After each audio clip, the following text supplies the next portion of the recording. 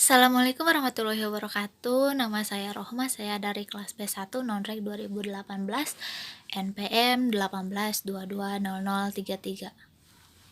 Nah, jika kita sekarang berbicara tentang, kewirausahaan atau bisnis, tidak akan lepas, ada yang namanya marketing. Nah, di sini, apa sih itu marketing?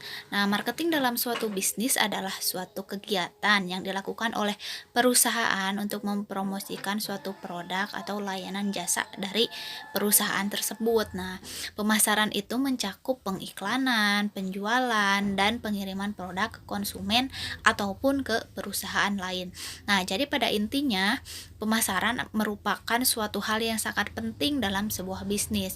Semakin baik strategi pemasaran pada bisnis produk atau layanan jasa tersebut, maka semakin cepat pula bisnis produk atau suatu layanan jasa tersebut berkembang.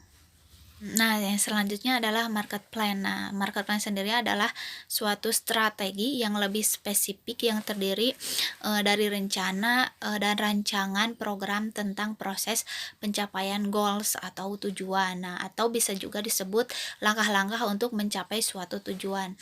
Nah, secara umum ada 4 konsep dasar nih yang ada dalam marketing. Yang di dalamnya juga termasuk ada rencana pemasaran yang mana yang 4 konsep ini yang wajib diketahui oleh calon pengusaha. Nah, yang pertama produksi. Nah, tahap ini adalah sebuah proses pengolahan bahan baku mentah ke bahan jadi. Nah, ini dilakukan dalam rangka menambah nilai atau harga suatu produk. Nah, yang selanjutnya yang kedua yaitu produk.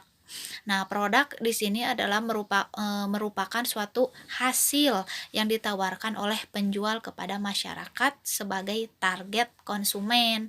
Terus yang selanjutnya adalah marketing. Nah, marketing atau pemasaran merupakan rangkaian kegiatan individu atau organisasi dalam usaha untuk menjaga permintaan pasar pada sebuah produk atau layanan jasa ya. Terus yang selanjutnya yang terakhir yaitu penjualan. Nah, di sini konsep terakhir dalam marketing adalah penjualan produk. Semakin banyak produk yang terjual, maka semakin tinggi pula nih nilai keuntungan yang didapatkan oleh suatu perusahaan si penyedia jasa atau produk tersebut. Nah, jadi kesimpulannya, suatu perusahaan atau pengusaha tidak akan bisa mencapai suatu goals atau tujuan yang sesuai dengan ekspektasi tanpa suatu perencanaan pemasaran yang baik.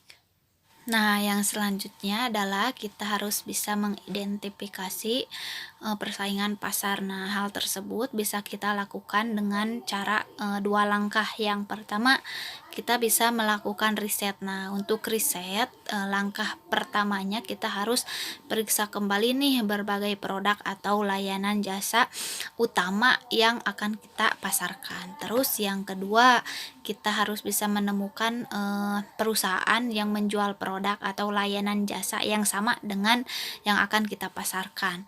Nah, yang ketiga, kita harus bisa mengidentifikasi pesaing dari produk atau layanan jasa yang akan kita pasarkan. Terus yang keempat, kita harus melakukan riset pasar nih dari mulut ke mulut. Terus yang kelima, kita bisa melakukan survei sederhana. Nah, untuk survei sederhana bisa kita lakukan kepada konsumen dari konsumen perusahaan pesaing produk atau layanan yang akan kita pasarkan. Terus yang terakhir, kita akan tentukan apakah pasar atau industri yang kita jalankan itu bertumbuh atau menurun. Nah, yang selanjutnya langkah untuk mengidentifikasi persaingan pasar yaitu menilai pesaing. Nah, langkah pertama yaitu kita bisa tentukan keunggulan kompetitif pesaing. Terus yang kedua, investigasi proses penjualan pesaing. Terus yang ketiga, gunakan paranti lunak bisnis untuk memantau kesuksesan perusahaan pesaing.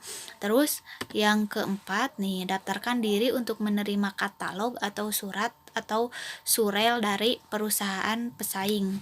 Terus yang kelima, bandingkan diri sendiri dengan perusahaan yang saingan kita nih. Terus yang keenam, carilah perusahaan-perusahaan yang memiliki keunggulan kompetitif. Terus yang terakhir, tentukan apakah kita memiliki penghalang untuk bersaing dengan unit-unit bisnis lainnya. Cukup sekian dari saya, semoga bermanfaat. Wassalamualaikum warahmatullahi wabarakatuh.